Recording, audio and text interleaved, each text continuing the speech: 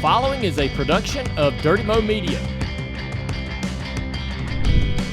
Hey everybody, it's Dale Jr. back again for another episode of the Dale Jr. Download. It's Tuesday, it's Dirty Air. My co-host TJ Majors. How's it going, TJ? It's going good. How are you doing? Pretty good, man. I'm all right. I'm in a weird mood, actually. I can tell. Yeah. You just jumped the start here. You can tell? I'm in a little bit. Mood. What do you mean jump the start? I mean, you started talking before they were ready to record. They said 3, 2, 1, and I started to go. I thought that was the 3, 2, 1. Like yeah, jump the start. Yeah, good. I felt like that was the cue to go 3, 2, 1. Could be. Yeah. I could see where you could be misled by that, but man, I played. We're in the conference championships of our Xbox Dynasty League. Yeah, you said you had a close one. I played Duke, who I beat easily just a couple games ago in the end of the regular season. And I tied it up 14-all at halftime, and I was frustrated. And then me and him couldn't score at all, and I finally he was going in on the 1-yard line, and I held him. Goal line stand, 4th down. Woo. Really? Yeah. Dang. He tried a couple runs, a couple passes, didn't work. Finally, he lines up, looks like it's going to be a QB sneak. I never did this before, but I picked field goal block. I said, I don't know what to call here because the QB sneak usually is always good for that yard and a half. Yeah. I don't know what to do. So I picked field goal block, and it stopped it. Perfect. That's just great coaching. And then here I am literally like on the half-yard line, and I'm like, what do I call? And so I came out in a zone, run up the gut, and just kind of drove down the field, ended up kicking a field goal, and I was so mad. You ever won a game and been mad at the end of it because it was like didn't go as good as it should have? Oh, all the time. God dang. Yeah. How can we not just be happy? This new game, I've been like that almost every game. I'm just not happy at the end of them. So even when you win them. Yeah, this has been my year. So I woke up today. I bet a little bit on the Monday Night Football game. Great game. Jags beat the Chiefs. Yeah, we love that. But Etienne, I guess that's his name, Etienne, got 49 yards running back for the Jags. I needed 50. Oh, Etienne? Etienne, sorry. I just, sounds about right. Either way. I needed 50 yards. You got 49. I think they were going to hand it off to him on that final play that they scored on to win the game. Oh, when he fell? And he fell, yep. And that would have been the yard I needed. And yeah, I mean, Chris Jones wasn't going to tackle him, that's for sure. You know, I don't bet shit. I'm betting like $5-10 on these stupid little parlays, and I'm so mad when I lose. I just don't like losing. Well, I wouldn't want to lose like that on a busted play, and he's going to get it. And so I woke up today in a really mood. Sorry, I'm trying to talk it out. I like it. Yeah. This is like your therapy. Keep going. Yeah, I'm trying to talk it out. All right, so I promise. I'm sorry if this sucks to listen to, but by the end of the show, I'll feel better. And that's really what's important. Yeah. Right? All the listeners. Dale's in a better mood, which makes Amy happy. So now, or Amy is, that's all good. We got one kid really sick. Good Lord. Nicole, do y'all, I'm just saying, that was a summary for everyone. Things are good at home, except for Nicole. She's a little sick. When the season changes. Oh, yeah. Doesn't everybody just get sick? You just feel it. I feel like that I only get sick when we go from hot to cold, cold to hot, right? So I'm going to get sick sometime around this little pivot toward the fall, and then I'm going to get sick sometime right before spring. Yeah, it's like clockwork. The problem, though, is you get these random, like, couple cold days, and then it pops back up hot too, so you might get it there. Oh yeah, it does. Yeah, and your body's like, I was gonna get sick, but no, we're still. Especially if you go over to friends, you're outside, you know, bonfire, cold. So you kind of have some of these little sinus things they kind of pop in for a couple days, and then the weather turns, and you don't really have the cold, the real, the big cold. Do you get the seasonal allergies where you just start sneezing? No, I don't do allergies. Oof, you're lucky. I don't do them. I get allergies here more than anything. I don't let allergies come in. I don't let them bother me. I don't have allergies. I think that's false. So far, I've been allergy free. Lucky man. Mm-hmm. I just don't let it happen. What? Not today, allergies. I say just not going to happen. I say not today, allergies. Yep, not today. So every morning I should just wake up and say that? Yeah. All right, I'm going to try that. Yeah. Why don't you change your air filter in your house? It's probably dirty. No, they do because I live in an apartment. They come through. I wouldn't trust it. You should talk to the people at the I'd apartment. still check. If I lived in an apartment and they were doing that for me, I'd still look. Man, y'all doing this what? Maybe I'll get my own subscription and then just change it myself. Filter time. Yeah. Maybe you can talk to the apartment complex into using filter time for the whole place. Oh, that'd be really good for me. Filter time too. Travis said have we clean can filters. work out a deal, Dale. Yeah. I'm just annoyed. I don't know why. I want a parlay. I want a parlay. You were part of the biggest parlay of the weekend. Oh yeah. I want a plus 5,000 parlay. Yeah, I was gonna say, how you not happy about that? But I only bet $5. That's okay. I'm so mad. Well, I'm seeing all these other people that tailed this same bet that bet $60 and they're like, oh, $3,000, I'm rich, and I've got $280 over here. Hey, I mean, it's like, yes, I won, but now I get to see how this is for me and great for everyone else. yeah, but I mean, it's not bad. You're still in the plus. I know. Way in the plus. I know. My head is not right. My head ain't right, guys. Stop comparing to other people on social media. We're going to talk this out. comparison's the thief of joy, Dale. It is. You can't compare to others on social media. You bet big, you win big. Yep. This is a very, look, admittedly, this is a flaw in my personality, and I'm exposing it here today. So, I think it's a lot of people, not just you. That's what happens a lot. Well, you were happy until you saw someone else win more. Yes. And I was like, why didn't I bet more? Yeah. Well, because you could have lost more, too. That's right. And it was a big risk. That's right. I bet small just for fun, and that's the way it should be. Yep. And it is what it is. Yep. Right? Okay. Yeah, 100%. All right. Well, let's dive right on in to the race weekend. The Roval. Man. What? Not a fan? I don't know, man. I'm Roval'd out. I'm with you. I am Roval'd the hell out. But it's exciting. Is it? I mean, the points race, you're not going to have... I don't know if you're going to have that that. race for 20th was entertaining. So everybody knows that I like a season-long format, and I'm absolutely, if whatever they go to, if it's the 4-race final round, or if they go to like the original chase of a 10 race, I don't know what they're going to do. All that'll be great, I'm not going to be, oh darn it, pounding the table if the full season thing doesn't come back, because I really don't think that that's where NASCAR is going to go. But so I'm ready for that mentally. But man, I am exhausted. Something about this particular year's playoff is just not. It's just not doing it for me. Well, what's been the highlight of this playoff so far? Well, I don't know, and I don't want to discredit. There's a lot of people with very good points about this year. What happens at the end of the race with Chastain and Denny. But I saw that, I watched it, and I'm like, man, I didn't go, oh damn, wow, man, Chastain backwards. I wasn't that blown away by it.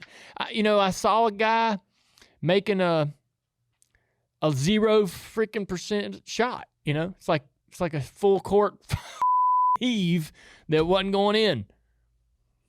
Yeah, it might have. No. Yeah. Come on, I mean, it was a. Yeah. And so it wasn't like, oh wow, without if we don't have the playoffs, we don't have that. Well, I didn't want that. I didn't need that.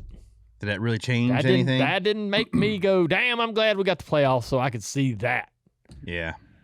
Yeah, I mean. And I'll tell you this too: the more Joe Logano gets out of his car and talks about the playoffs, the more I don't like the playoffs. Oh my gosh! Yeah. The more he talks about, and I know he's defending it, and I know he believes what he believes, and I'm good with that for him. But the more he tells me why I should like the playoffs, the less I like them. Does that make sense? It makes perfect sense. Yeah. But I do feel that this whole playoff talk to him it's just personal it attack is personal. at him. And so yeah. 100%. I get his side of things, but when you come out and say you had a championship performance and you finished 20th, it just doesn't sit right with me. Yeah, he called their teams. They called their performance a championship performance on Sunday. Oh, Just like, man. it doesn't settle. Brad Keselowski comes on social media and says, it's clear as day. We had a guy dominate the road courses this year, win by a mile. I mean, literally, if they had went green the entire race, he would have won by over a mile. Gone. He did the same thing at Mexico, and we end the race with a, oh, ho-hum. Yep, he did it again. Mm-hmm. And we're uber focused on the 22 and the one, which is a battle for 8th in points, roughly. Yeah, the last transfer And so, spot. Brad, that's Brad's take. Like, man, it's obvious. Like, that's problematic, or that's not really what we ought to be doing. And I kind of feel maybe I see his point. I see what he's saying. Like, is there another universe where everyone's going, holy SVG, golly, man? That's what we should be saying right now. Right. Is there another universe where they're loving what SVG's doing and just in awe of the performance and the ability and how he smoked them? Again. Yeah. And again. And are they happier over there in that universe? Well, I think last year the championship winner left in this race in 9th place and then got put in because of a disqualification, and that's what we're that's why it's probably such a big deal right now too, is because this was the champ last year. Same position. You know what I mean? Like, but I agree with you. We should have the focus on the guy that's kicking everyone's ass right now. Yeah. Not the 8th place. So, yeah, that's another conversation. I know that I'm getting some fatigue, which I think a lot of people are, around this conversation of the playoffs versus the full season points versus this or what playoff fatigue. Everybody's kind of well. I don't know that people are fatigued on what's currently happening on the racetrack and in this season, right? But I think they're fatigued with the conversation around what we're going to end up having, and I think I am too a little bit. But is it the fact that? Is it fatigue because we know a guy that it's possible for a car that hasn't run up front most of the year and been really that strong all year now is still eligible to win the championship, and we're going to some of their best tracks? You know what I mean? Like, could that be part of it? Like, are we fearful of that a little bit? No, I think that,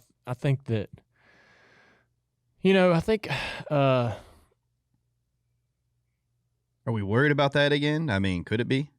No, yeah, sure. I'm sure. I'm not. That's some of it, I guess. But I think everybody's just tired of the conversation, and it's a conversation that really doesn't need to be happening during this playoff. People talked about. Sorry if I'm rambling, but people talked about whether we should announce a new format before the end of this season, and everybody was like, "Oh yeah, we can't do that in this committee." We were like, we can't do that. That would totally discredit this year. Everybody would go, all right, well, we're moving on. Everybody would move on emotionally toward the next season. And this year's champion would have been really a dud or a lame duck kind of thing. And so we were like, don't announce the new format for the future before you crown this year's champion. And I agree. We all agree that's probably the best decision, which is the one thing. It's good to do, yeah. I feel like that just even the conversation alone, us debating even right this second, or even talking about it, is doing just that. It's making this year feel like, man, it can't get over fast enough. It can't get over fast enough, and can't get to the next thing, can't get to the new format, can't get to what next year looks like. We're hearing all these things about, a little more horsepower, whether that makes whether the drivers really they want more. Is that, are they getting more? Are they getting enough? There's potential for a new playoff system. I think there's all these things that, and I'm very guilty of this, looking forward to something, looking beyond now and what I'm doing today because there's this thing in a week I'm excited about and I'm wishing time away. Are we sitting here going, oh man, can this just hurry up and end so we can get on with it? And I feel like that's what That's where I'm at. Yeah, I don't love that. I don't like that. I want to enjoy this one. Yeah, I've been there for about a month. I want to enjoy this year, this playoff. I want to be excited, but I'm having a hard time. And I wonder if everybody is, because we're seeing it in viewership. We're seeing it, in just general conversation.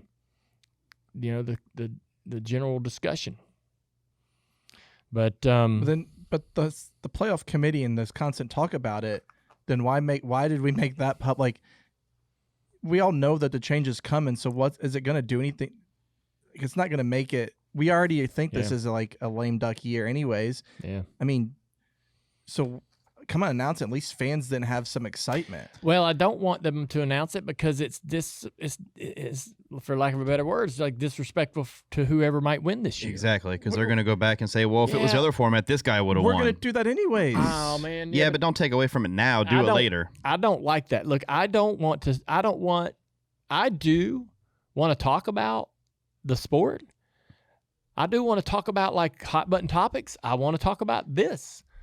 But I do not want it to make a Joey Logano or a Blaney or anybody, Larson, Chase Elliott. I don't want them to ever feel like that means that championship that they won under whatever format doesn't matter, is less than. Yeah. The way we do it today is the hardest, most difficult way to win a championship. To put 4 guys on the track and you only have one race and it has to go right, is the odds are against you in this format more so than any other, in my opinion. And so I say that to help those guys feel like they achieved something difficult. Is it my favorite way? No. Do I prefer another way? Yes. But it doesn't mean that that championship that they've got and that trophy they got in their house isn't as valuable or as neat or as cool or as appreciated as any trophy or championship that was won in the first 50 years of the sport. And so I can appreciate Joey Logano. He is a Hall of Famer. He's a multi-time champion, a true badass, clutch driver. Give him the car. He gets the job done. I've seen him do things that just really set him apart from most other race car drivers on the racetrack. But yeah, I'm having a hard time watching this year's playoff, play out. I don't know why. You guys feel that same sort of? I do, like me, because I just feel like you're going to see another Penske driver that hasn't done a whole lot, and then Phoenix sets up for him perfectly. Mm-hmm. And while, yes, winning that one race is harder, but getting there with this format is easier because of the win and you advance and different like points resetting. Yeah. I mean, I think the final race is the most difficult way to do it. The most like potluck kind of random. Hope it all goes well. And hope you get the caution at the right time. Yeah, it's been harder to like really want to wrap your arms around. What could be changed this year's?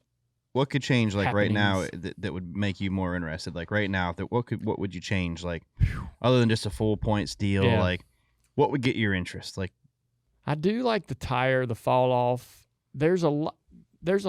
That's like one little thing but there's so many little things that I wish were different. The tire has been great. The tire has been great. Again. That tire this weekend. Great. Love it. So good. Yep. Well done. Good year. More of that, please. I'll be honest, like this car, I've talked in length about this car on this show. Things about the car physically that I just don't think belongs on the car, right? And so the underbody and all of that stuff. I would dude, I would really tear this car apart and strip it down and. Do you need this? Do you need that? Yeah, get rid of some. Especially maybe I would not touch it in its current form for like the 1.5 miles and stuff. Maybe a couple things could change as you go forward, but like for the car I'm gonna take to Martinsville, it would be like the unplugged version, instead of the full band. It'd be the unplugged version of the Basic. next gen. Oh Like, yeah. Here you go. You don't need all this extra You stuff. don't need on all here. that. It'd be so basic and dull. You know, you beat the out of it. Go out there and beat the out of it. It could look the same. It could look the same to you on to TV. me on TV. Yes. Yes. But underneath all of the shell, Yeah. we have a much Leaner, simpler, lighter. leaner version. Yeah, your Yeah. own. It doesn't. I agree. I mean, Yeah. you don't There's need a all that lot extra. yeah. And so Would that be beneficial to look at that car and be like, hey, or like a real racing enthusiast, like now you can take a road course car and you can basically take these cars almost anywhere. Yeah, Remember how we used to have you go over here, your short track specialty cars? You did. Yes, Yeah. I mean, could you go over here and be like, hey man, there's 2 short track cars. They're just cut way back. They don't have all this extra stuff Yeah. on them. And that's your road course car. That's your short track car. Yeah. So you got a 1.5 mile super speedway car, 2 of those, and then you got a couple of. Yeah. Yeah. I mean, you're just. I'm okay with you're that. asking me questions. People say that where we are on television is a big deal. So that's a conversation to have. How do we make it simpler, right? To find us. It was NASCAR took money over That's the position, right? That's the message on social media from fans, is that we're kind of starting to see that, and we took the best deal financially, but maybe there's some detriments to that. Yeah. But then you'll hear, and I hear people say, well, we need to be on big network. The CW is doing really well with the Xfinity Series. It's easy to find. It's in a lot of households, and it's all on the same channel. And I think another thing that helps is it's right next to NBC, Fox, CBS, ABC. And so some people will tell you, man, we need to be on the big networks. But then there's other people who say, well, you got to be going to streaming. We were late to the party there. We were late to that. So you have people that do think, if you were on Big Fox every day, every week, just as an example, if you were on that channel all the time, that would be better. And then you have other people saying, well, you got to the streaming side late. If you would have done that sooner, or if you would have embraced that quicker. Yeah, both sides. Yeah. And so it's like, what's real, right? Can you go back and put yourself on big network and stay there and succeed while everyone else is going to streaming? You could, or I think both could be right, but I think what hurts is practice qualifying's on one channel, then the race on another channel. Yeah. It's just too disjointed. Yeah. That's another part I think that we're missing is the build up, weekly shows. Tuning in on get home from work, turn on the television and watch 30 minutes to an hour of talk, conversation around the sport. This podcast is fun to do. But we need more.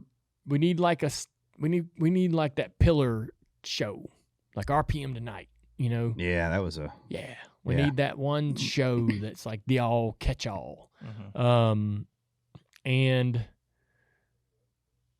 we also, to your point, need practice and qualifying to be, I don't know. Storylines, yeah, we need a little more. This guy was fast. This I guy know the wasn't drivers fast, don't care for more practice. Yeah. But some do. But it just it gives you an opportunity to like understand what to expect on the race day, and it gives you an opportunity to talk and tell stories and stuff about what you could see. I think it's great. I mean, for storylines, you see who's fast, you talk about it a little bit, you see who's struggling, you talk about that, and that's every week. Yeah. You have storylines every week from that. Yeah, for sure. I had to sit my ass down and turn the TV on, and that took a little more effort. That's what Gluck said. It took a little bit more effort to do it, and I didn't like that feeling, and I don't know what that is, and I'm hoping it's just, I'm just looking forward to anticipating next year and what things may look like and how things may be somewhat different, and that's made me feel like it's having to put a little more effort into sitting down and getting myself in front of the TV to watch the race and follow along. I will say in person, the Roval is entertaining. I'm not gonna lie, I was entertained by how the 22 and the 1 were sorting that out, and I think only because it's Joey, and I'm like, God dang, Joey's gonna do it again. Mm-hmm. If it had been anybody else, Reddick or whatever in that position, I would have not been given a shit who went through. So I guess that answers the question for me. Without the playoffs, we don't have that little moment of excitement. But if it was anybody but Joey, I wouldn't have cared. I would not have cared. I'd have been like, okay, whatever. Get on into the round debate, whoever that driver is. But it was Joey. And Joey's a star, right? And stars make you care if you like or dislike the star. Oh, for sure. Right? And I think that leans more towards Brad's point of what we're doing is distracting ourselves from creating stars, focusing on stars.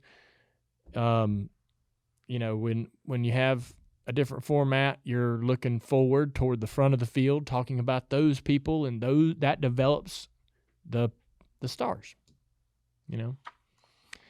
And that's an interesting point. I'm not sure what's right, but if you have a season-long format, you basically start the season with everybody in the bucket at Daytona. And after about 10 races, you are talking only about 5 or 6 guys. Yeah. And then that whittles down to 4, 3, 2. And by the time you get to the end of the season, you'd maybe talking about 2 guys, 3 guys, 4 guys going for it with a few races left. And that is how you basically are putting the focus on specific individuals for a sustained period of time throughout the year. And those guys typically tend to be the same ones year after year after year. And that does, in turn, create a star. And so that may not be happening quite as prolifically or quite as easily or as regularly as it used to with the original system we used to have. Interesting thought. I think there's a university somewhere that's and some psychology majors that would be able to help us understand this. Instead of an ad agency coming up with hashtags, we should probably invest some money. Yeah. We should maybe invest some money in some studies that would help you to understand, like, it's not numbers and statistics. We worry too much about playoff points and numbers and how it would work with this number and that number, and we need to really focus more on the fan experience, the emotional ride, and that is not found in a statistical study. But let's get back to the freaking race. So Denny was unaware of the point situation. He passes Ross. This helps Logano. Gale, his crew chief, told Denny afterwards that the team was sensitive because at Martinsville last year they had, the race manipulation, so they were careful on what they were saying on the radio. And I've heard, I guess on DBC, they said that Zilich during the Xfinity race, his team got warned for merely mentioning what the point situation was during the race. NASCAR was like, no. TJ, are you allowed to give?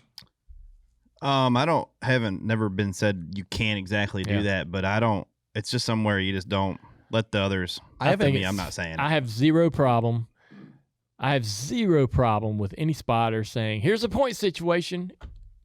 Let's freaking. Especially for a playoff driver. And honestly, there's this there's all these videos. Was Cole Custer not trying to pass the 22?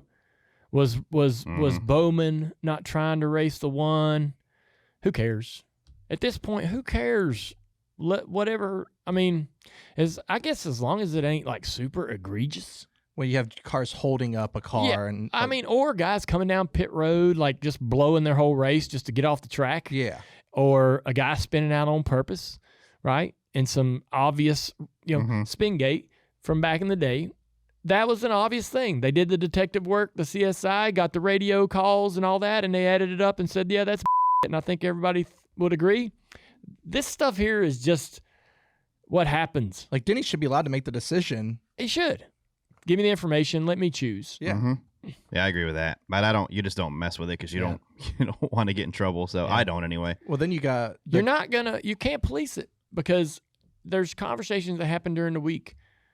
I don't know that this happened, but let's just imagine all the guys in the Chevrolet world probably had some conversation at some point about what the situation was with each Chevrolet driver in the playoffs. And, you can't police this stuff. So it doesn't bother me. It doesn't bother me. I mean, as long as it don't get to that egregious point where, it's obvious and they're just like, hey, don't pass this guy. Get behind this guy. Hey, come on down pit road. Why? Just come down pit road. So is last year the 12 pushing the 22 at Vegas? Is that obvious? Doesn't bother me.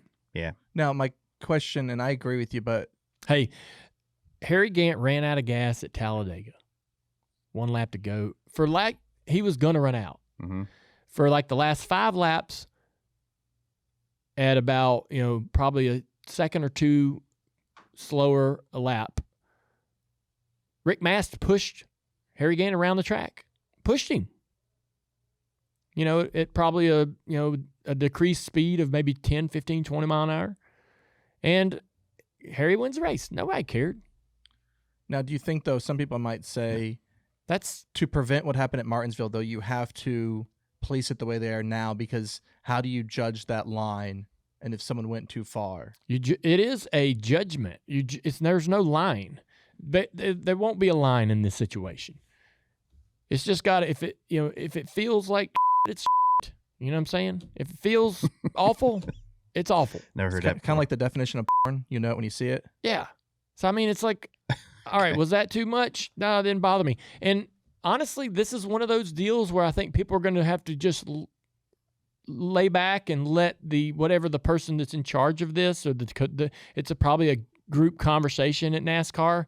When they get back on Monday and they read all the script and see what every spotter said, they all kind of probably get together with about a handful of people in the room and go, do we hate this or don't we? And we just got to live with their interpretation of, was it too much? And I'm okay with that. I'm all right with it. There's no clear way to make sure this is cut and dried and black and white. And that's fine. That's one of them situations. It's kind of like balls and strikes. Every umpire sees it differently. This will be the same way for me. Maybe sometimes they may rule too leniently, or maybe sometimes they may rule too aggressively, and it is what it is. I watched the game, Monday Night Football game last night. There was a bunch of pass interference calls. Don't get made. Oh, I know. Well, that's the Chiefs, buddy. They got all the time. Well, it happens. The game carries on, and you accept the result at the end of the day. Ross Rex Denning. There's a question here. I've got to read it. Should NASCAR have penalized Ross for that move? Is that really a question? Well, this is because it was Denny and No, I'm being is that it? Who? Because if that move works, who would have thought of such a thing? Well, if the move works, what's wrong with it? No. Who is out there asking this question besides this piece of paper? Well, I mean, Denny said that. Jared asked Denny if that move worked. It's Jared. Should NASCAR have penalized Ross? He's going in there and just wrecking. I mean, what's that different from Austin Dillon and Richmond? In the Cars Tour, that gets penalized. So only if the yellow comes out. Nope. A guy, Connor Hall, got wrecked. Oh, that's right. Yeah, it did happen. Because if not, then you're basically telling the driver to just send it in there if he needs that point. And well, that's no different. That corner is no different than any other corner on the circuit earlier in the year. That 1 point, like if you get moved or wrecked, Ricky Rudd wrecked Davey Allison at Sonoma. I think there's a difference between going in there and racing aggressive. And Ross was saying, it, I'm going in there. If that it was a 0 chance. But if that had worked and he did get through, I bet NASCAR would have penalized him. So why not make a statement or penalize Ross on Sunday? For what? For that move anyways. Should the result matter? If we're saying if it worked Then he did the same thing at Kansas. No, but if it worked and you're saying he'll penalize him, then why not penalize him for it still not working? He still did it. I think NASCAR's trying to avoid being the bad guy there. This is the perfect time to do it, though. No, it ain't, because you're not gonna. There ain't no world aside from Denny Bros, and I don't mean. I'm serious. There's nobody that would appreciate NASCAR doing that except for the Denny Bros. There's nobody. If NASCAR penalized him for trying to go for it, and even in a failed attempt, they would catch so much. Why they have the playoffs? They want situations like this, right? That's true. They want these drama-filled. I'm just they would catch. Then why are we penalizing him if it works? I'm assuming they would. We don't know they will. But you said you would penalize. I would. So then why don't we penalize him? I don't think they do, because I don't want to. I don't think they penalize him, but I mean that's the only way I can answer that question is if I'm NASCAR and he did that and it worked, I'd penalize him. If he did it and it failed, I wouldn't penalize him. That's sorry. See, I think this is the perfect time for NASCAR to do it because Ross didn't advance. I don't think it would be popular, and I think NASCAR needs to try to understand how to avoid doing unpopular things. Why are you penalizing him again? Because he's going for it. Because he's just going. What's the difference between this and Austin Dillon wrecking? Well, Austin Dillon right hooked a guy. No. Or Yeah, that's true. I think NASCAR did say they were fine with the first move. Yeah, he right. The second move. You're just opening your. I think you're opening yourself up for future stuff like this. I don't think you should change it. I think this is part of the suspense and drama is the situations like this. I think there's there's a measured approach to these type of things.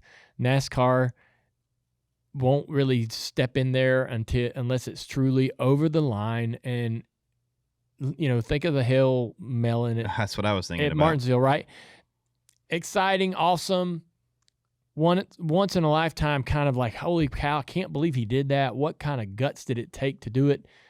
NASCAR didn't love having to step in and say, hey, we're going to make this illegal, but we probably should, because it was dangerous for him to put himself in that situation. He even talked about how painful it was to run the wall like that.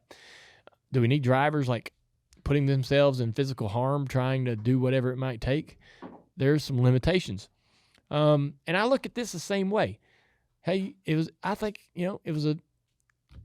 a move that only Ross Chastain's going to probably try to make. Maybe Hocelar, some other guys maybe do this, but most guys aren't. Most guys are going to go, hey, I'm too far behind. I'm not going to go. If I plow in there, I'm taking us both out. I'm going to miss the corner and probably get penalized some, 30 seconds or whatever that penalty is.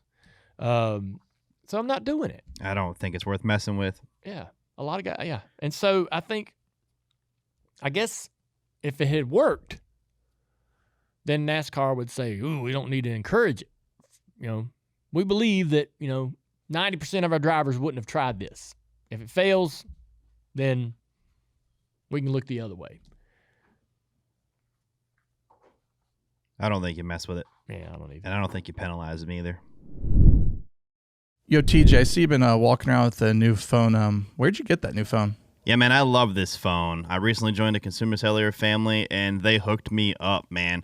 I got a great new phone, and the service is awesome. That's great, but how's it at Iowa or Richmond, some of these other tracks? Because it's great when you're at home, but when I'm on the road, my phone is crap. I travel a lot with the RFK 6 team, and I have had nothing but success with this phone. It has bailed me out numerous times now. I was able to flip the hotspot on and use some internet on it, text, calls, everything, man. I could not be happier with this phone. All right, but how do I go about getting this? Because I don't have time. I'm not trying to go stand in line at a store, grab a number, wait 30 minutes. I just don't have time for that. That's the easiest part, man. Just call their 100% U.S.-based customer service representatives, and in about 20 minutes, you'll be good to go. I chose the 2 for $60 plan. It's not a prepaid option. They helped me decide which one was best for me, and I know exactly what I'm paying each month. Everything is easy to understand with no long-term contract. Switch to Consumer Cellular now and get $25 off with the code DJD25. That's DJD25 for $25 off when you switch to Consumer Cellular. Go to consumercellular.com/DJD and use promo code DJD25. So the playoff standings going into the next race, Vegas, Talladega, Martinsville, the final round before the final race. Hamlin, Blaney, Larson, Byron, all above the cut line at +8 to +4. And then Bell, Chase Elliott, Briscoe, Logano. And this is interesting. Bell's -4, and I think early in the season we had him as a favorite. Chase Elliott's -14. Briscoe also -14. They got a little work to do. And Logano -24. You know, I think any of these guys could do it. So what do you need to just? What kind of finishes do you need to like average to give yourself a chance? You think? I don't know. Depends on. I mean, Joey's going to need to average way better than the other guys, but let's say like Denny and Blaney are just going to go out there and take stage points in the first 2 stages and see where they end up in the final stage. Yeah. They're not really probably going to throw a Hail Mary for a win. I would say those guys are looking anywhere from, 5th to 10th if they could get. I'd say 5th to 7th in that area. If you can get anything better than that, it's great. But yeah. Joey's going to have to do some creative things, and Paul's going to be doing the opposite probably at some point to try to get a win. He's going to put Joey up there in the top 5, just like he did at Kansas. Yeah. He's going to put Joey up there in the top 5 at some point on a disadvantage and say, Joey, I need you to hang on here. Mm-hmm. And Joey's going to get the caution 15 laps later, and they're all going to come out pit road. And next thing you know, up on tires. Yeah. Well, he's just going to do something different. He's got to at this point, I think. Yeah. I mean, anybody could get in there, any of these 8. And then we'll go to Phoenix. I see some of your notes here, TJ. You're talking about the Cup old school points. William Byron would be leading with the original point format. Blaney would be -27, Larson -35, and Christopher Bell -46. Chase Elliott at -64, and Denny -78. 100 points out in 7th will be Chase Briscoe. I'd say that still is alive, 100 out. I do too. Yeah. Pretty tight little battle. And that's with the old system, like I guess with the old, you win 180 points. I don't know. Is this with, the current system of winning for 50? I don't know. 45, whatever? It didn't say. Okay. Because either Blaney's behind a half of a race or it's way tighter. Yeah. What is that? That one, the red one. Go back. I'm pulling Go. No, right up. Roll up. Right there. Bam. You want the one from November 17th? Well, I'm just saying, just look at it. Just look at it. This is all right. So this is just what the winners would be. Oh, sorry. We've done this before. So in the original NASCAR Cup Series points, Christopher Bell is 55 ahead of Chase Briscoe and 89 ahead of Chase Elliott. So Christopher Bell's about, I don't know. That's a race. Yeah. No, that ain't a race. A race, when you won a race in the old deal, is like 180 points. Yeah. Or some like if you broke and the guy had a good day, if you broke and blowed up, you're going to lose 80 points. So it's not tight by any means, but it's still a battle. Mm-hmm. I'll be honest. I'm not sure. There's a lot of people that want to get rid of the stage cautions, but they don't mind you. I don't think a large majority of people mind them giving them points. Love it. Yeah. But I don't mind that. If you don't have if you don't have the cautions. So the only thing that I really like about the stages, I don't give a shit about the points. I don't care if they give them or don't give them. It makes no difference to me. Mm-hmm. What I like is that guys will flip stages. Yeah, it cycles the order a little bit. Yeah, it puts maybe a fast guy is going to go, all right, I'm taking the chance to win this race, and I'm going to go back in the field for a little bit, and then you get to see him try to work through the field, right, trying to get back toward the front, and all this playing out, right? That's what I like about the stages. And if you take the yellows out, that goes away. And if you take any, you have to pay something for it, because if you don't have a reward for the stages, everyone's going to do the same strategy. We're all going to pit at the same lap. You know what I mean? I think in most, but don't you think though, TJ, that if you took the stage cautions out, then at a lot of these tracks you can't afford to flip the stage. You're putting yourself a lap down, hoping for a yellow that might not come. Well, if you take the cautions out completely, yeah, I mean it's gonna make it a little bit different. I think you should take it off for plate races. Well, no one's. That's fine, but no one's gonna. If they take the cautions out. Then just pay the stage points. Yeah, but why do you need to do that? Because nobody's going to... you pay the stage points now, right? And you have the caution, and it does have this opportunity to sort of flip the field a little bit. At some tracks, not everywhere, but yes. And you get the restart, which gives you action. So if you take the caution out, then what's the point of giving the points? I don't even see how that matters anymore. I don't know. Yeah.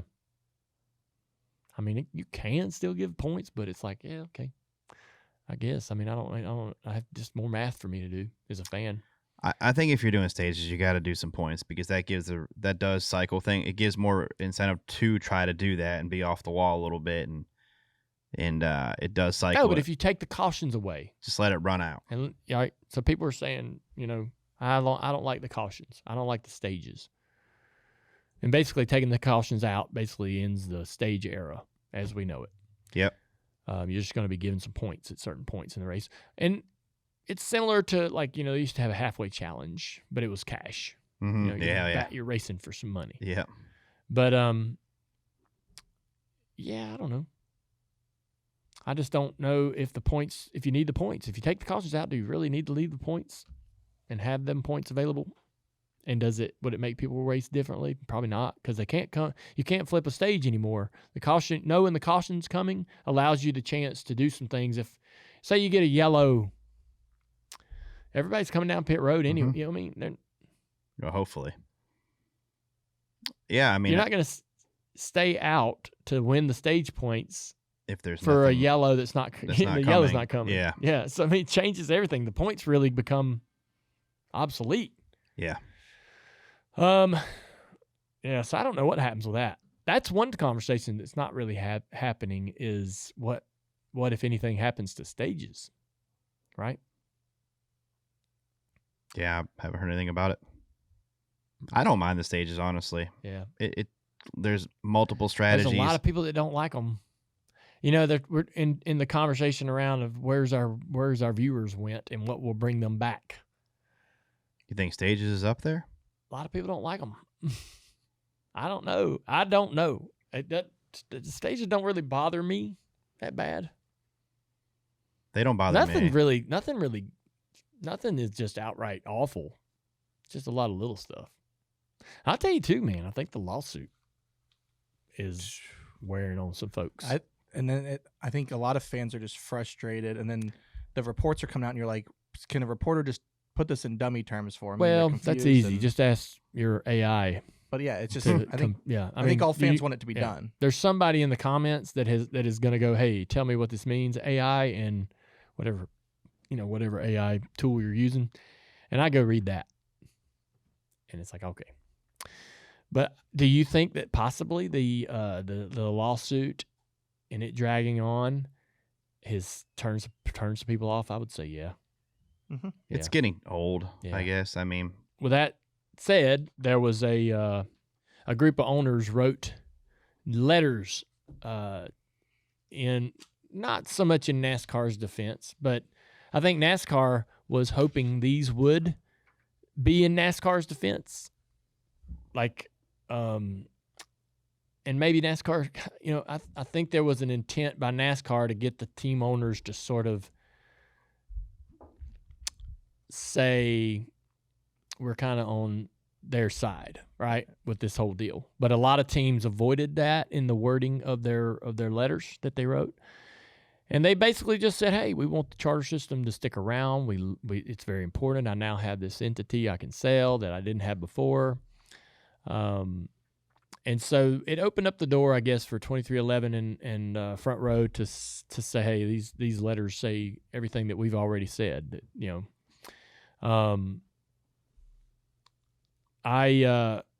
9 of the 13 charter teams submitted signed declarations, and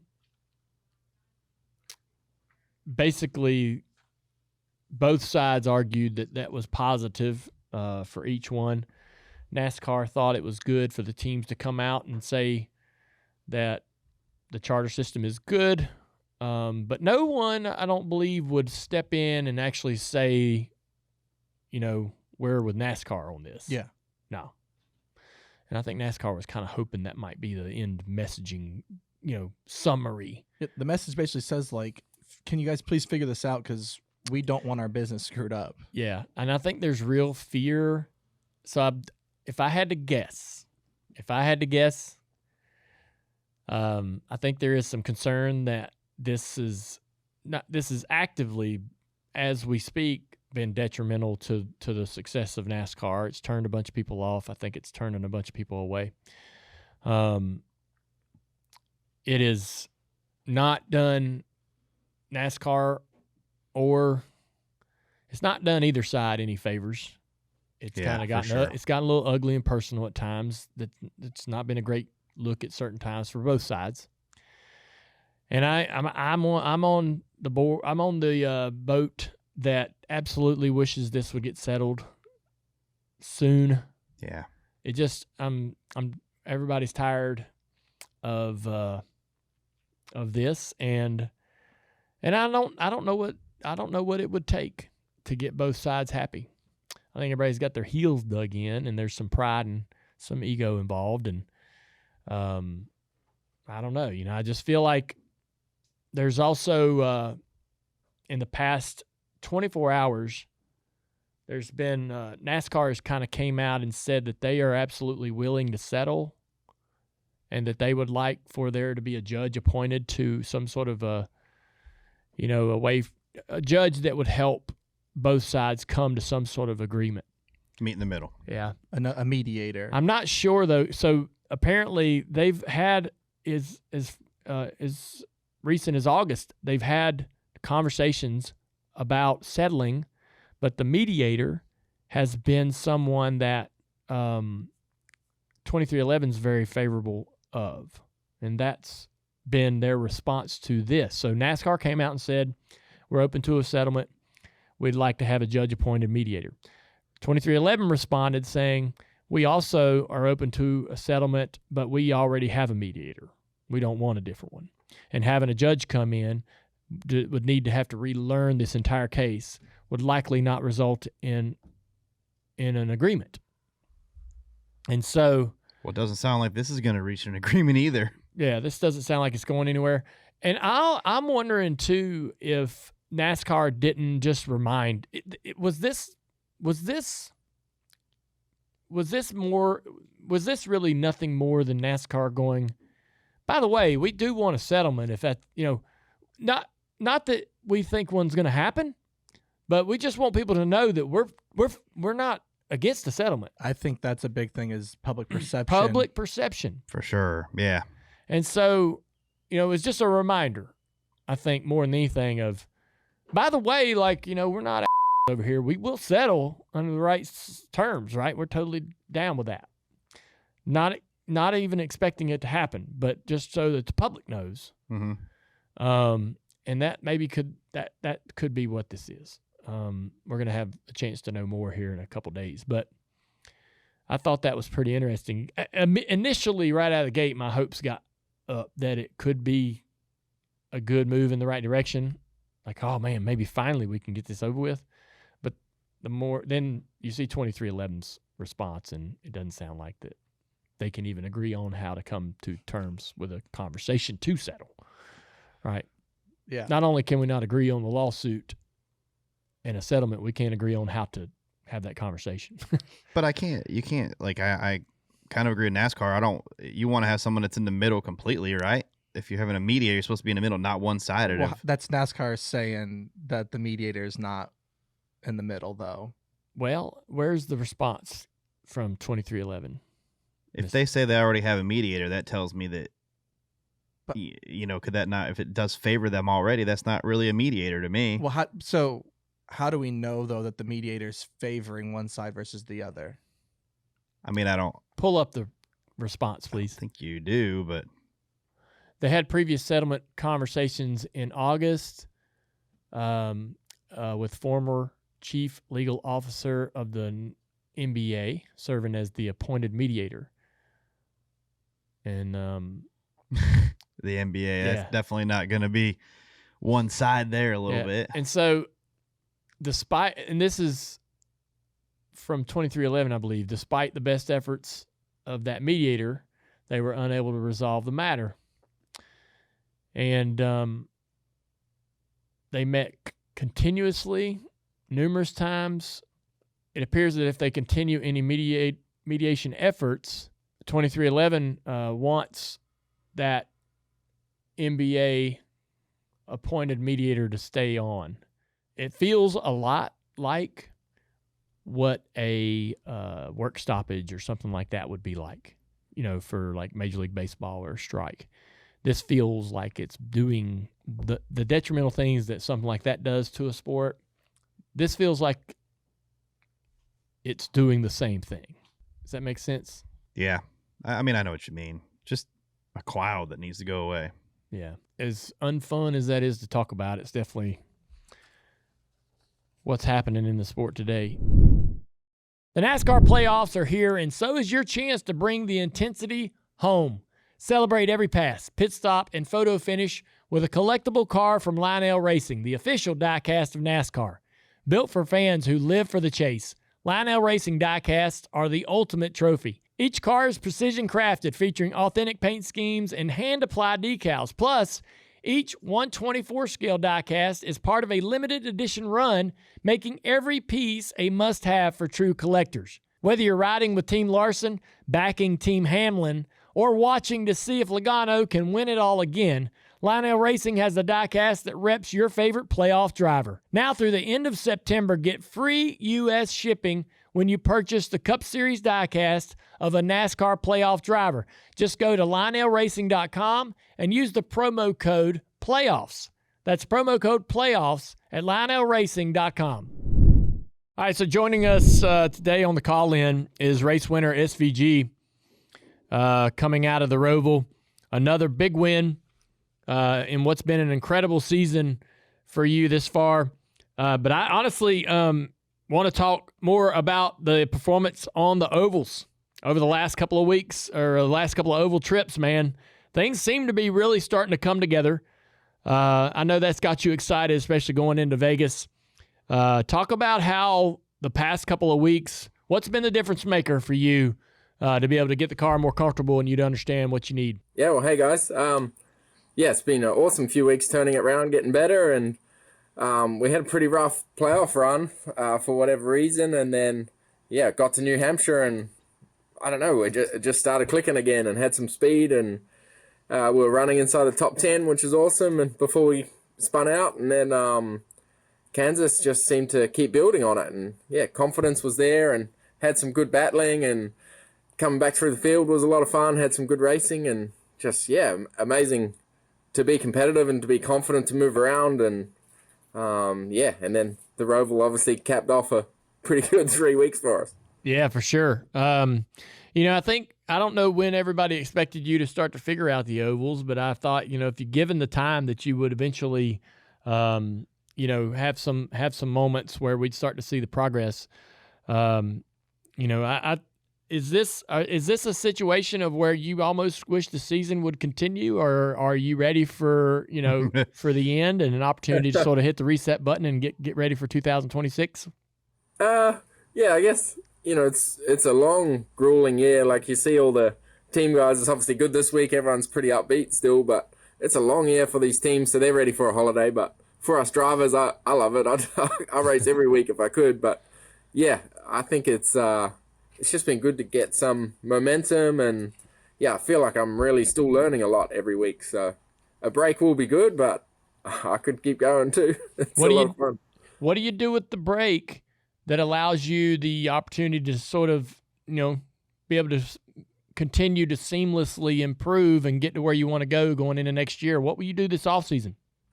Yeah, just keep studying as much as I can. We got good continuity with our team, and crew chief, spotter, everyone's staying on, so that's really going to help. And yeah, I'll have a good little holiday in New Zealand, do some racing over there and some old cars and stuff, and then yeah, come back here, start getting ready. The season will come around pretty quick again, I bet. Sprint car? Doing any sprint car? No sprint cars this year, unfortunately. It's just I'm only going for 2 weeks or so, and yeah, it'll be time off. What are you going to drive over there? We're doing our big paddock race we do with our friends, so that's probably the big race. We build up old cars and go racing and spend a couple of days in a paddock. Is this official? Is this official or just Just run what you. We think it is, but it's not.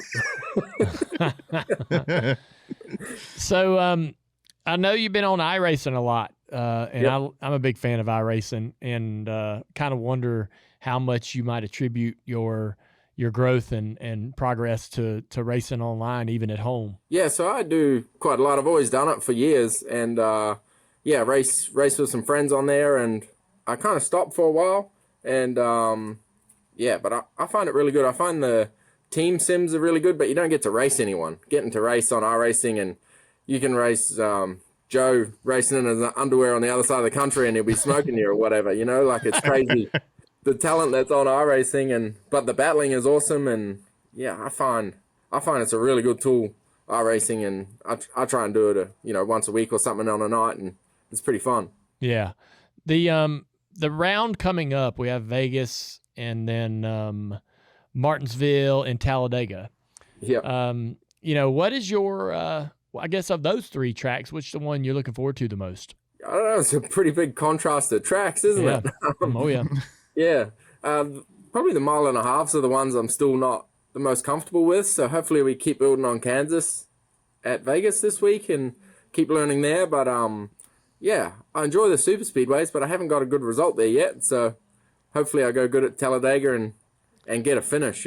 So yeah, I thought your approach to speedway racing was really good when you were in the first year in the Xfinity Series.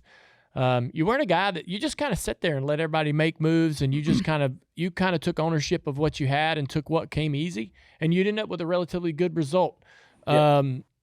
Now, when you go to Martinsville, I've seen some guys with, I'll just AJ Allmendinger comes to mind, but guys that have a ton of talent on road courses tend to not find Martinsville to be that foreign to them. Explain that to me. Why you feel like maybe Martinsville might have been one of the ovals, I suppose, that came more natural. Yeah, I guess because you got more of a downshift, and you got a bit more technique with your braking and how you can use your tools with the brake bias, the gear change, and how you get the car into the corner, so you can kind of influence it a little more as a driver, unlike a big oval. But yeah, it's still pretty difficult. You still see the regular oval drivers that are amazing there, and it's a tough track. I got a decent result there last year. I think I got a 12th with some strategy, and we did our pace last year, but then a wheel fell off. Sorry, the start of this year. So yeah, no fun. That wasn't good, but yeah, it's a crazy race. I enjoy racing there until the end of the stages or the end of the race when everyone just loses their minds. But in the normal racing, I find it a really fun track. Is it different than Xfinity is the Cup race a little bit different than the Xfinity race there? Because I remember an interview you did after the Xfinity race, you were like, that was kind of rude of that guy, how they kind of get at the end.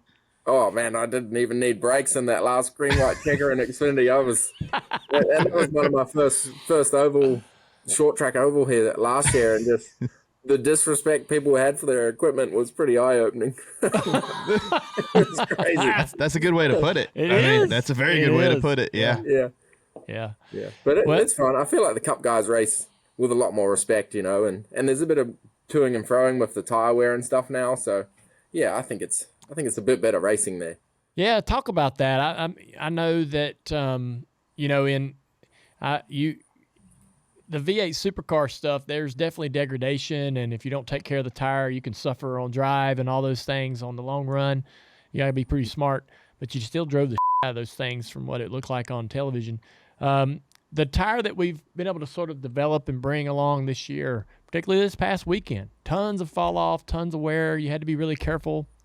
How serious, I suppose, was your own concerns late in the race with tire degradation and trying to keep the rear tires on the car?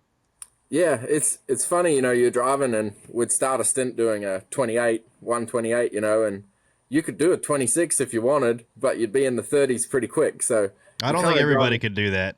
There's a few fast cars, but it's odd. Obviously it makes good racing, cars coming and going, but you don't want to make it too much of a tire conservation where everyone's just moping around at half speed trying to save tires. So I think the amount of tires we had and how much fall off there was 2 stoppers, 3 stoppers, and stuff like that. I think that keeps it interesting, but yeah, I felt like you could still push and make moves, and the start of stage 3, those guys went way harder and passed me, and then they paid for the price for it later. So I think that was a question for me. Did you, when the 5 and 20 got a little aggressive there, kind of got by you in 2 there, and you kind of let them go? What was your mindset right there? Did you know you had them back, or? Oh, that was later on. No, Kyle did a pretty good move and put me in the marbles. So he between 1 and 2, he just went half throttle to try and put the 20 in between us, and it was actually a really good move by him and pushed me into the marbles. So yeah, quite smart racing. Yeah.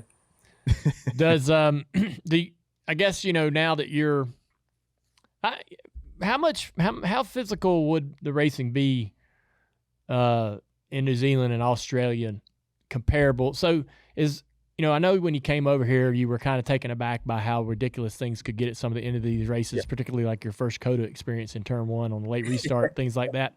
But what happened with Kyle at the Roval, that to me is like, I love seeing that. I like contact a little, just within respect, right? And I think Kyle really enjoyed that little exchange. What are you thinking when that's going down? And, are you having as much fun as we think he is? Yeah.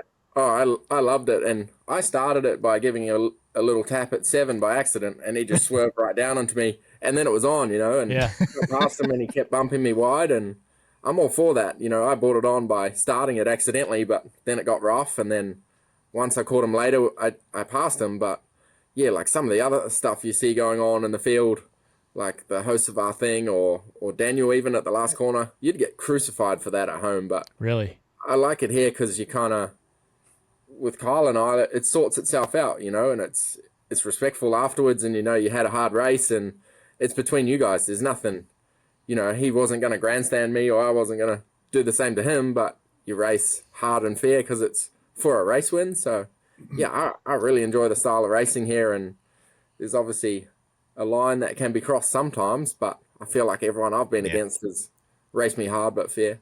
What is that line? Getting spun out virtually, or breaking a toe link or something, or, damaging the car where they can't continue? Yeah, like you could, Kyle could easily put me in the wall after I passed him, and he just give me those little bumps, but yeah, there's some guys, that would do silly things and they have no questions about it. It's, but yeah, most guys in the field I race there, to race clean around them, and they'll give you the same back. Yeah, for sure. Mm-hmm. Well, man, it's a lot of fun to see. I know just 4 weeks and the season will be over with, and we'll all be having to wait for the next one to start. But have a lot of fun over the next 4 weeks, enjoying the remainder of this year, bud, and thanks for giving us some time today. Thanks, guys. Appreciate it. Appreciate you. Over the past 11 years, the Xfinity Series has grown into something very special. Xfinity has backed young drivers, helping tell their stories and given them a shot at making it to the Cup Series.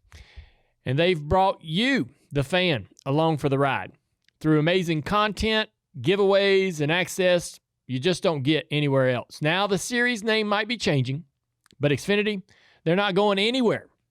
11 years, one incredible ride, and the next lap's going to be just as good. So I love to hear it. Kind of wondering what Xfinity may be doing next, or where they may start to focus some of their marketing in the sport. We'll all be eager to see what that looks like going forward. But yeah, I had a really unique opportunity to work hand in hand with a series sponsor, ironically, Nationwide, that sponsored the series before Xfinity did. Mm-hmm. Nationwide would, they shepherd the series basically in a way, and they make it their own. And we, in turn, call it the Xfinity Series, and we that gets ingrained in your head, right? So this change will be abrupt, but we'll move forward and have that same experience with the new sponsor, O'Reilly. So, but they are they sponsor race cars, they sponsor here, they do other things to sort of ingrain themselves into the sport. But the big partners like Xfinity that support as a series sponsor are to really be appreciated, because they're spending a big check. They're writing a big check for that opportunity to be the title sponsor of a series.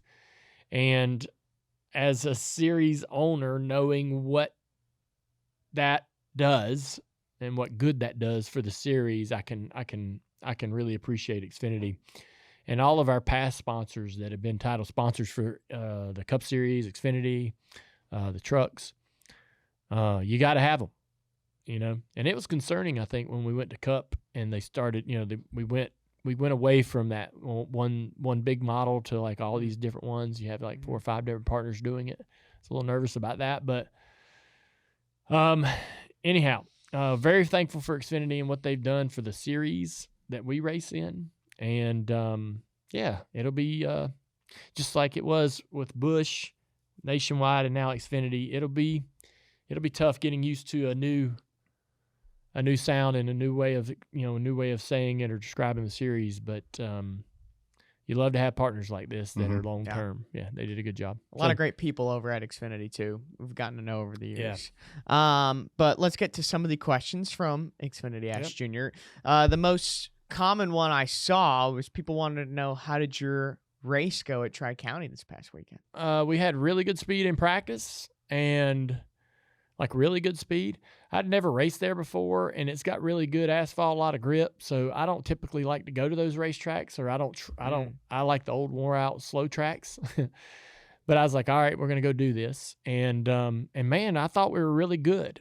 And then we put on our tires for qualifying, and they did not feel like the same tires that I practiced on. And that's kind of a theme, I guess, in going on right now in short track racing is just, you know, kind of is a bit of some consistency issues at times with the tires.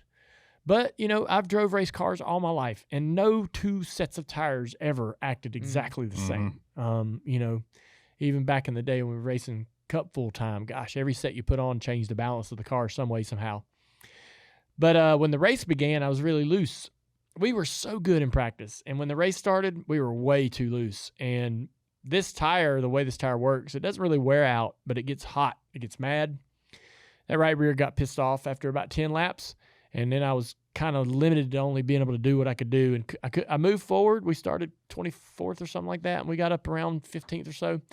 But I just got too loose and couldn't really make more progress. We got caught up in an accident. We had the left front suspension fall off the car. I think we bent a few things also in that crash, but we worked on it, come up and down pit road a bunch, and finally got the balance reasonable at the end. Finished 12th. Not awesome, not terrible, just kind of okay. But I had a blast. I had a lot of fun, and I kind of wish I could do another one this year, but I don't have a race on the schedule, but I wish I could go run one more. Looking at some of the YouTube comments, we want to thank Tina. She wanted to let you know that she's buying a sunrise orange truck from your dealership. Wow, awesome! Yeah, we have a Chevrolet and a Cadillac Buick GMC store in Tallahassee. It's actually 2 stores; they're about 5 miles apart. We have a great crew down there, rocking and rolling. We've been rocking and rolling on those stores for a couple years now. They have that's been a lot of fun. So. Yeah, if you're looking for a new car or a used car, you can go to HendrickCars.com, and they will find exactly what you're looking for, and they will bring it to you. That's I don't.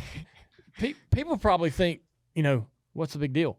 I remember I worked at dealerships for all of my life and been around them all my life, and I remember when you didn't get cars delivered, you go to the dealership and you bought it and you drove it off the lot. Whatever colors they had there, that's what you were stuck with. You couldn't get the color but you now, wanted. you can't. They didn't search around in their inventory all over the country like HendrickCars.com does.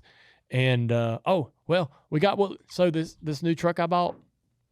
I said I bought it from my store. It actually come from Charleston. Oh, yeah. So there's the idea when you listen. I think this is how it works. I really don't know. Like a trade, don't they? Nope. No? Oh. Basically, Rick owns there's Chevrolet stores. It's not just Rick. There's Chevrolet stores all over the country. Mm-hmm. But when you're going on to HendrickCars.com, they'll sell you the truck or the car, whatever you want, and they'll find it from wherever store it is, and they'll have it sent. Right. Yeah. And so you're buying it from your store, but it actually might have physically been at a different place. Huh. Right. And so just gives people more options and stuff. Yeah, that's not how they worked for years. Stores were independently owned. There was no internet. There was no sort of web of being able to like, hey, if the Chevrolet store in the other town had the vehicle you wanted, you had to go over to him to buy it. Mm-hmm. You had to call over there and ask the guy. They weren't going to send it to the other store and be like, here, It's the enemy. Yeah, they're the enemy. Yeah. So it's kind of neat how it works now. This next question is from Patty. She heard there's a story where I guess your dad's pet deer named Apple almost killed Neil Bonnett once. Not Apple. Pistol. Not Apple? Pistol. Okay. But what's the story behind that? I guess I was about 22 years old, 20. Neil Bonnett was Dad's best friend. Best friend. And when Neil come around, he talked to you, but he didn't talk to me much. Nobody really talked to me all that much. That guy, that generation, they weren't backslappers. They didn't come in the room and go, hey, Dale Jr., what you been doing, man? Hey, good to see you. He'd say, hey, how you been? Good, okay, and that was that. And that was about all he's going to get on that visit. But he was in town, and he was going to fish in Dad's lake while he waited on Dad to finish up something. Dad was busy up in the office. And so Neil goes down, grabs a fishing rod, and goes down to the lake and is fishing. And he's down there, and Dad had a lot of deer on his property, but he had this one called Pistol that had been hit by a car and raised by humans. Wow. Yep. And it was now an adult deer, and it had its nose was broken, like severely bent. Mm-hmm. And one side of its rack was all messed up from the accident from years ago. But this deer, and I had played with this deer, like when it was a smaller deer and just had a little spike rack. He'd come up and rub on your leg, and you could pet him, and he'd come right around you like a dog. But as he got older and he started to mature, he got a little more physical. He'd get rougher, harder, pushing, hitting on you and stuff. And eventually Dad, kind of shooed him away from the house so much, and was like, get out there in the property. Dad had 390 acres, and he's like, get out there and just be a deer, So Neil's on this bank fishing. And Pistol come up behind Neil and nudged him in the back of the leg, like, I want to play. And Neil's like, shoo, get on. Neil's casting. That deer ran at him wide ass open and hit him at the knee and took him out. God. Took him out. And then jumped on top of it. And the deer punctured his chest. Damn. Yeah, deer's attacking him. So it's rut, and the deer get really aggressive around that time. And so now this deer's attacking him. Neil was able to grab the rack and get out from under the deer and get in between the deer and a tree. And he grabbed a log. This is Neil's story. He grabbed a log and swung and hit the deer in the head and stunned it and was able to get out of there. Dang. And so Neil, no one knows any of this is going on. And I'm in the deer head shop working on my late model car. And Neil comes in to the office. He comes into the shop. And his shirt's like kind of unbuttoned and torn. Yeah. But he's not bleeding all over the place or anything, but he's mad as hell. And he says, where's your daddy's shotgun? And I was like, he keeps it in, there's one in the office right behind the door. He had a shotgun sitting right behind the door. I was like, it's right there in that office. Or a rifle, not a shotgun. He's like, where's your daddy's rifle? And Daddy had like a 270 or a 30-06 or something, right? Sitting in the office. Was he mad? Like, was he in, like, yeah, mad? He's very angry. Very angry, okay. So he said, all right, he grabs that gun. He goes, come on. And I'm to like, you. yeah. So you're going with him now. So we get in the truck, and he's in the passenger seat, and he's like, take me down to the pond. So we're driving down into the property, down the hill, through the gate. Dad had a 10-foot fence around this property. We drive through there, and it ain't far to get to the pond, but we're coming toward the pond, and out in front of us on this sort of big grassy hill is Pistol. And he said, stop the truck. And he got out and laid the gun across the hood of the truck and shot the deer. And I don't know why. I'm like, At this point, yeah, you have no idea. I have no clue. And he gets back in the truck, drive me over there. We drive over there, and we pull up on this deer, and he gets out, and he beats the deer with that damn gun, cussing at it. Oh my God. And we get back in the truck. He's like, take me back up to the shop. We drive back up to the shop. He walked in there, put the gun behind the thing. And I said, he's standing there in the shop. That's when he starts looking, at his chest and stuff. And I was like, and I'm starting to put it together.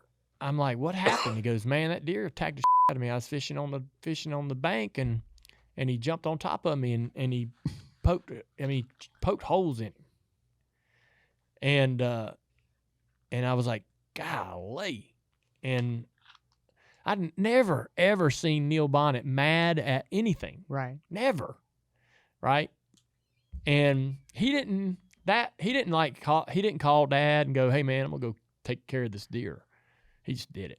Took care of business. And that was the other dynamic of this whole thing. Like, the process of all that playing out is big enough, right? That's a wow enough story. Yeah. But he shot one of Dad's deer, and they were that close of friends.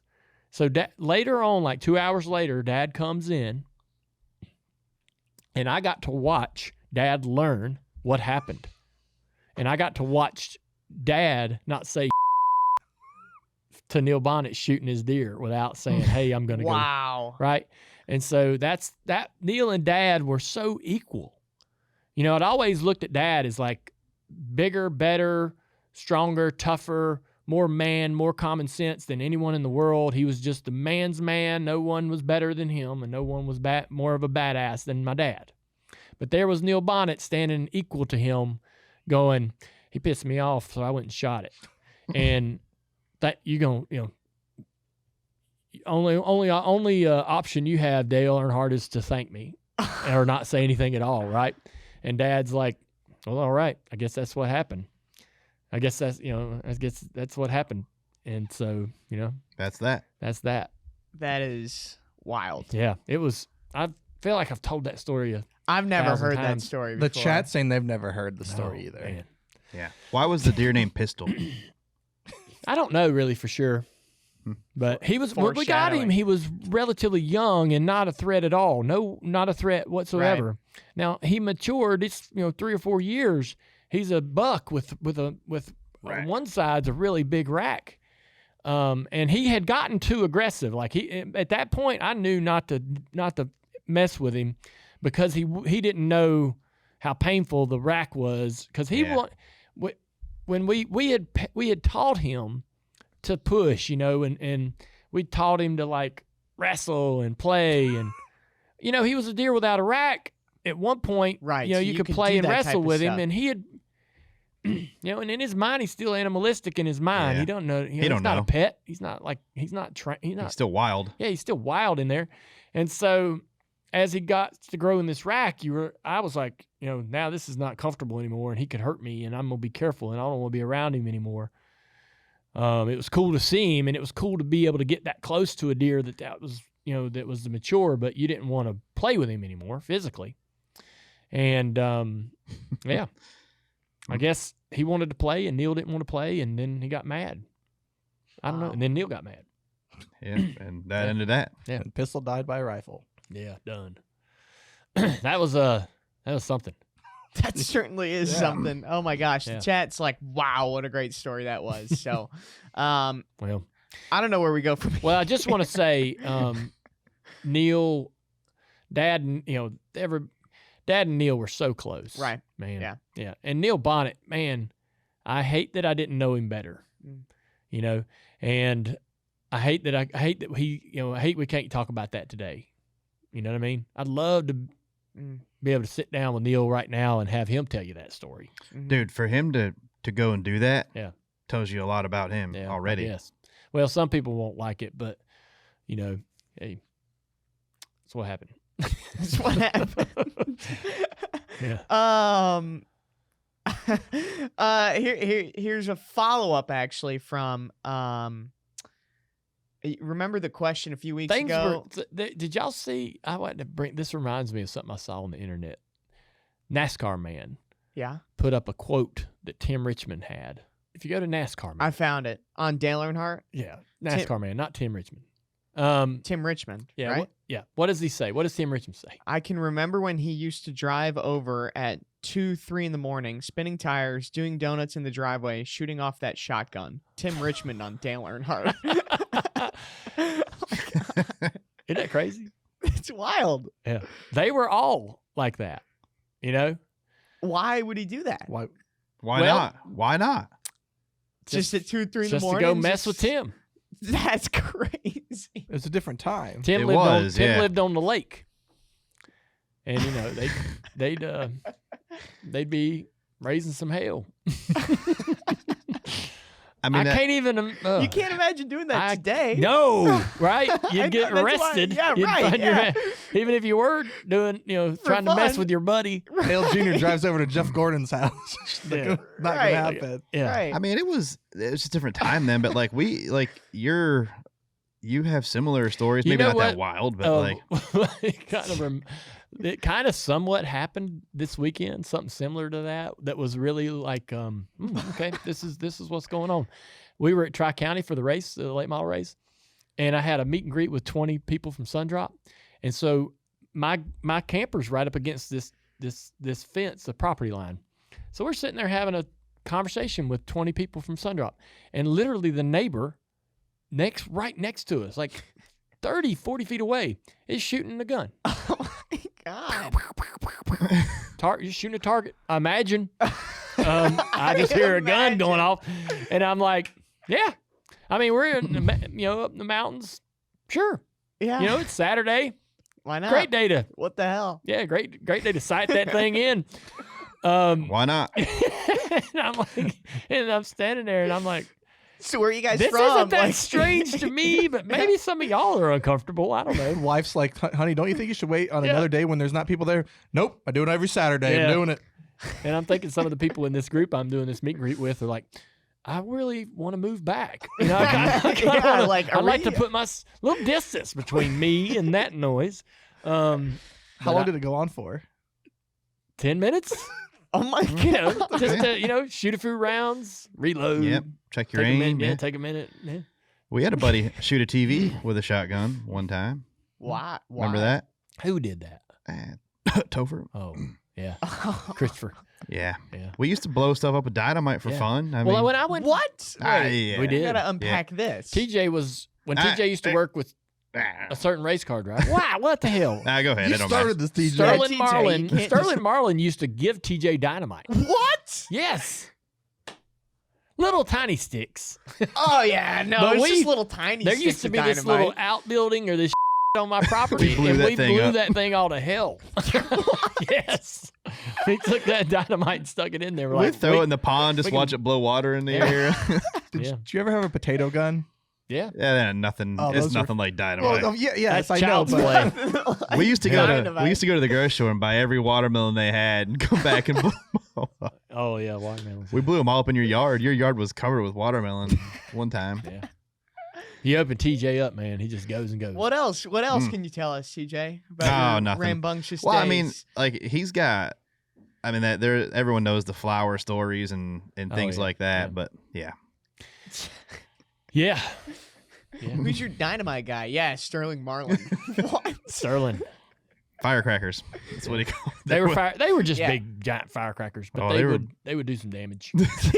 It sounds like they would. I'm glad that we had fun. I'm also thankful that no one got hurt. myself, Yes, it is most a importantly, miracle. yeah, It is a myself, yeah. miracle. James Taylor in the chat, not the singer, I'm assuming. He said I might have thrown a TV off a penthouse Yeah. in Port Canaveral. Hmm. Don't do that, folks. No. Yeah, that's. I not go good. when I go to Texas with Amy's family. That they shoot household objects and TVs and things like that just down in the woods. just for fun. There's a I mean, little- I feel like that'd be awesome to There's do. a little there's on their farm. There's a little sort of trash pile, and they go down in there and just shoot at stuff. Shoot what's there. Yeah. I mean, it's nothing wrong. I've shot all those some of the cars on the race car graveyard. Oh, we shoot Oh, that we've off. really? shot we've shot these. Yeah, they got cars. Like which holes. So the Gossamer car, the Okay. Gossamer, the Yeah. Xfinity Gossamer car, the shell that I have is off the backup. It's not the primary. The primary car is in DEI. We saw some photos leaking Yes. of DEI, and the primary Gossamer car is there. But I got the shell off the backup, and that car and multiple. We go back in there and shoot the hell out of them things. Just Yeah. I mean, it's wow. just like- Oh my God, that car was in a great. What happened to that Yeah. car? Well, When it's I just first, as good just as good as a Target. When I first moved to North Carolina, he used to get the stickers, the bullet hole stickers, and put them on his car. I did. And that got old, so we just started doing the real thing. I did. You I had did. a red truck and had the bullet bullet hole holes. People stickers. thought those were so cool. Oh, we did. They were, yeah. Golly. Oh, where'd But you get had them to- at? You had to put them on right because they had a shadow, and you had to make sure where you put it on there where the shadow wasn't facing the wrong way. Yeah, so it looked wrong. Yeah, because you'd see some people riding around. And you're like, dude, your bullet hole's upside down. You're a dummy. What an idiot. What an idiot. Loser. Poser. He's a If you're poser. gonna be cheesy, just be Poser? right. Yeah. Wow. Can I ask one quick follow up? Sure. You mentioned seeing those photos leak from DEI. What was like? What was that like? Seeing just what was in there? I was just glad to know that stuff's still well taken care of.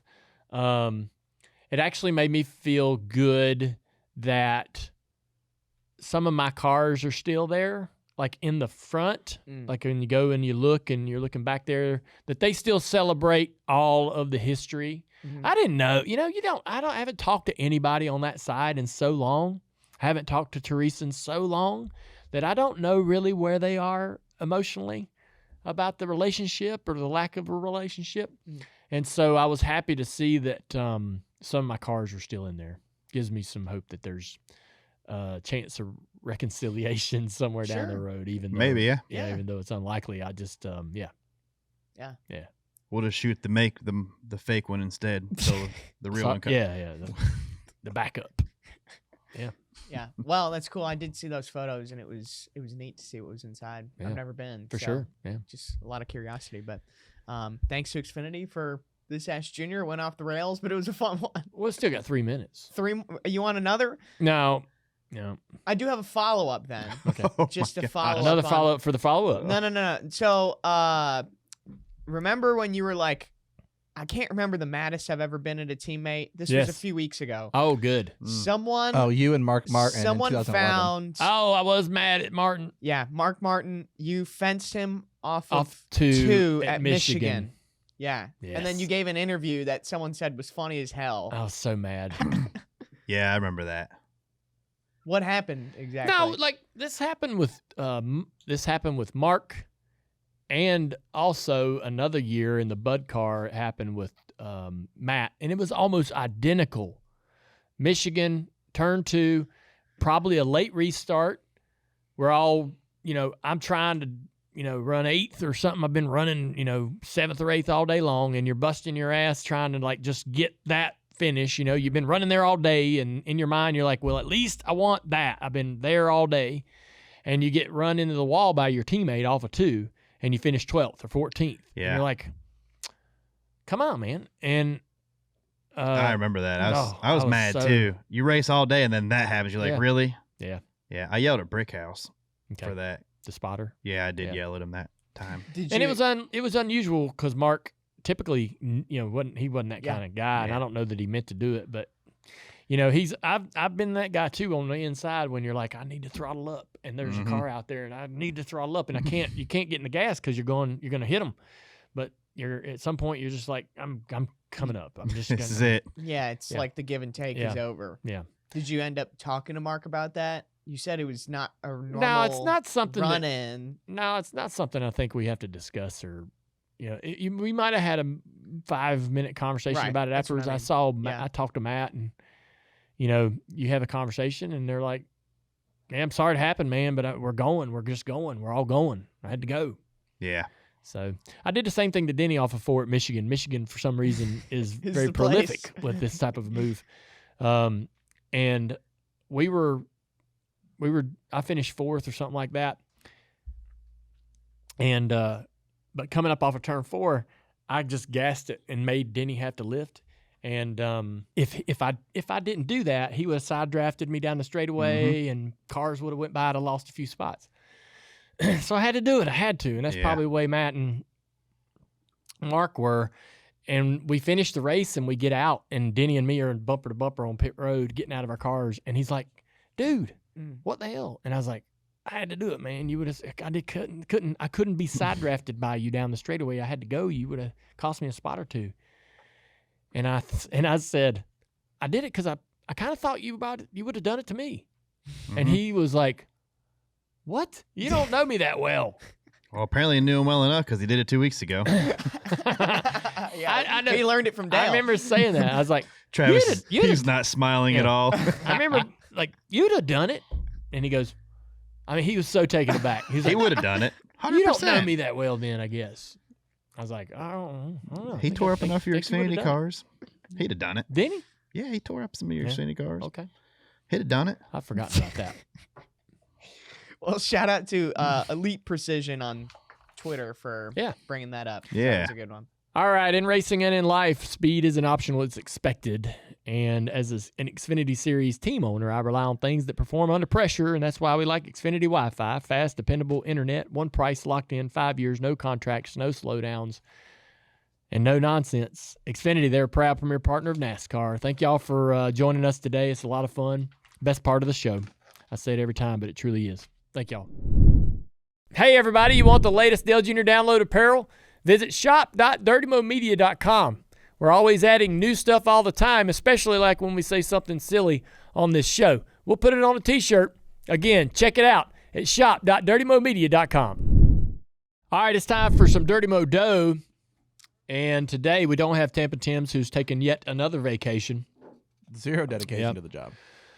Just off on vacation all the time. But we got this. We have Russell in the house. How's it going, Russell? Good. Yep. This segment of Dirty Mo Dough is brought to you by FanDuel. And let's go ahead and go over our... I'm looking at this, and I'm like, all right, I'm looking at our parlays. Where's the Ford? We never picked a Ford. No, but the two names that we talked about were the top two Fords. Yeah, so if you listen to that. us, it was. we would have hit. Yeah. One of us would have hit it. Mine hit. What was my Ford? I had the 17. But Busher was who you were talking about, and then Russ mentioned another name would be Priest. Who was the top Ford? Busher. Priest. I'm basically calling this a win. Yeah, it's a win. If you didn't bet it, then that's on you. Yeah. Damn right, guys. Way to go. All right. Good job, Dale. Good job, me. Tim's also had SVG and Bell. Russ had SVG and Bell. TJ went Reddick. Travis went Reddick. Didn't pan out, but we all had good purpose and reason why we made those decisions. Let's see. The favorites this week going into Vegas are Larson at plus 500, Bell at plus 550, Hamlin at 600, Byron 900, Logano 1,000. Logano. Yeah. I wouldn't put much on that. Why not? It's just not It's one of his best tracks. Yeah. I don't know. He won there last year, didn't he? He's won there a lot. I wouldn't Russ, do it. what's the number saying Logano? Yeah, I understand why Dale says it, but Yeah. but like he's won this race twice before and went on to win the championship. So I think the odds, they're giving him too good odds. I would want that at 1,500, 1,800. they're just not running that well to do No. that. Vegas knows though that people are going to think that, so that's why they're. Well, I don't know. It's a trap. So you saying avoid it? I mean, I think would. Blaney could beat him. Man, Blaney is fast. I'm just saying there, of the Fords, I think Yeah. Blaney could outrun him. He could. Should outrun him. What does the predictor say on the Ford side? Best Ford for the predictor. Blaney. Yeah. Like by a You know, he lot. struggled there in the spring, like on paper, but he had like the third best car, I would say. Speed wise, yeah. Yeah. The disrespect Like, for Josh Berry. Jeez. Yeah, that. Well, I think Barry in that race did win, but he was Yeah, it wasn't Fourth a to top sixth. car all day. yeah. Yeah. I'm not. I agree. I don't have He wasn't I don't a have dominant car. Perfect memory of that event, but yeah, I think it cycled to where he got an opportunity to get the track position and was able to hold it and have the fastest car at the end of the race. I've definitely got Barry as a top 10, but I'm sure the odds are not going to be much. If Blaney can get through practice and that with no issues, because he's had practice issues the last 2 or 3 times, or 2 out of the last 3 or something, right? Where he had crashes early in practice and was in a backup car or something. Yep. So that's definitely something. Well, let's go. What's everybody think? Barry's for plus 3,500, so you might top 10. You might get a good number. Dang right, I'd do that. Barry finished 16th this weekend. He's admittedly not that great on the road courses. Started near the back, almost dead last. Yeah. John Wood, the pessimist that he is, said that he was gonna, have a bad day. They ended up with a good result, top 20. Yeah, he was solid, just quiet. Yeah, all day. That's all you gotta do. And I think coming off of some momentum, they go into this weekend a track that Barry's won the Xfinity race there. He's won a Cup race there. Definitely can get in there and get a top 10. I think they go there expecting a top 10. So that might be good money. Yeah. So what's everybody else's forward? Everybody going Blaney? Anybody want to do something different? It's hard to go against Blaney. I know Joey got Let's the all win do there the last same year. thing But here. I think Let's not all do it different. Let's This all one. come to a consensus of one particular parlay for this weekend. All right, so Blaney's the forward. All right, let's go to Chevrolet. Larson is at plus 500. What's the predictor tell us? I have him at the top. 3 yeah. wins. He's been dominant mile and a half this year, He has. numbers wise. All right, and Byron's struggling. So is Yeah. Larson Like- back? Are we back on the Larson train? Is he back, or are we still down on him? Where are we at with that? Because I we're never acting left- like he's back. I never left him. He's been top 10 the last 3 races. Like that's his best stretch since since like before the whole Indy Charlotte. Mm-hmm. I really don't. Has there been a Chevrolet that's been a standout like in speed? No. Not really. Yeah, they've been kind of. Not. They've yeah. been sitting right behind those Toyotas the last couple of weeks, right? Wouldn't you say? All playoffs, really. Yeah. Well, be interesting to see if they can shift forward. Is this not a strong track for Byron? He's struggled though the last several weeks. And he doesn't seem to have an understanding of what's going on. I feel like Byron's strong at Vegas. Yeah, so he's been top 10 the last 5 races here. 4th the last 2. That's pretty good. Pretty good. I know, but I'm with Dale. Like they just struggled lately. Like Yeah. big time struggles. Like same tire as Kansas. They were not good at Kansas. Yeah, didn't they have something happen though, and they got back in the pack and had to work their way back up through? I thought he actually made it back up into the top 10 pretty They good made from being a massive adjustments on one of those stops Yeah. and came back to finish 9th. But they were, they ran 17. Like their average running position at Kansas was 17th. What's Chase at Vegas? Because my theory is I feel like he got a playoff win, and whether he got lucky or not, I feel like you see a driver get one win and it just kind of loosens them up in the playoffs, and then they can find that next one. This is not his best track, especially in the next gen car. Never mind.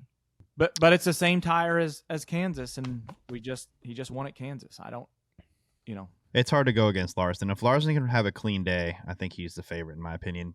But he just has the moments at times. Like he had that wreck off of 2. He got into the wall off of 2 by himself, wrecked with Bubba on the front stretch. I mean, if he doesn't take himself out, he's the top, in my opinion, for the Chevy. All right. Larson, agreement? Larson it is. Let's go to Toyota. Is it going to be Bell, Hamlin? I'm going with Bell.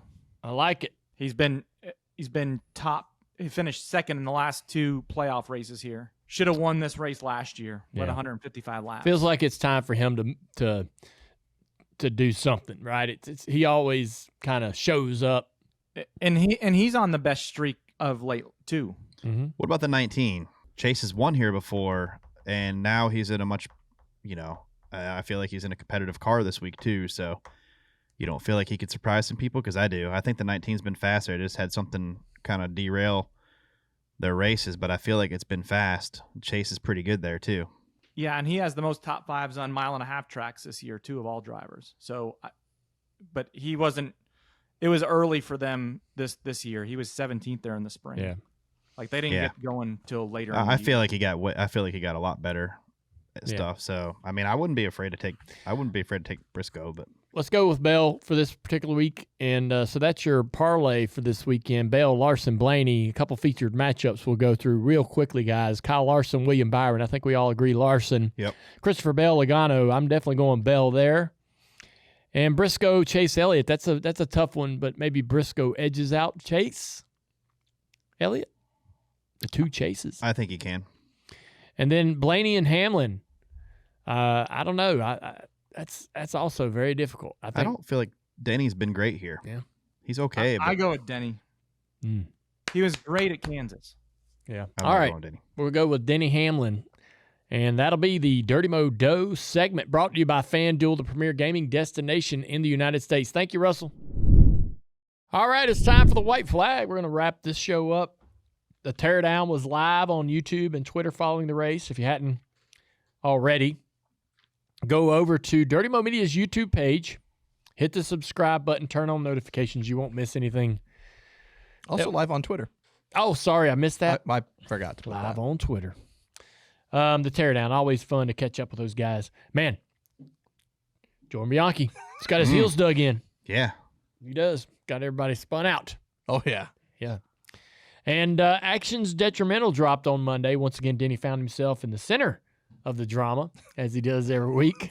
Back to back to back. Willingly or not. And Door Bumper Clear also dropped on Monday. They were joined by Lee Diffie. Thank you, Lee, for coming through. Yeah. And my guest interview with Steve O'Donnell drops tomorrow. We're going to have Steve on the show, talk about things. And Herm and Schrader and Speed Street also drop an episode on Wednesday. Thursday, another episode of Bless Your Heart. And then on Friday, Dirty 30. And also, Dirty Mo Media's, they're having a merch contest for the fans. It is called Dirty Mo Making Merch Bless Your Heart Fan Edition. That's a lot, but hey. Get the point. Head on over to shop.dirtymomedia.com and click the Making Mo Merch Contest. Click that tab for all the information, and the cutoff for this is October the 13th. And you need to know that first place is going to win $500. All right? So that's a lot of money. It is. All righty. That's the show. Thank y'all. We'll see you tomorrow. Yep. See y'all.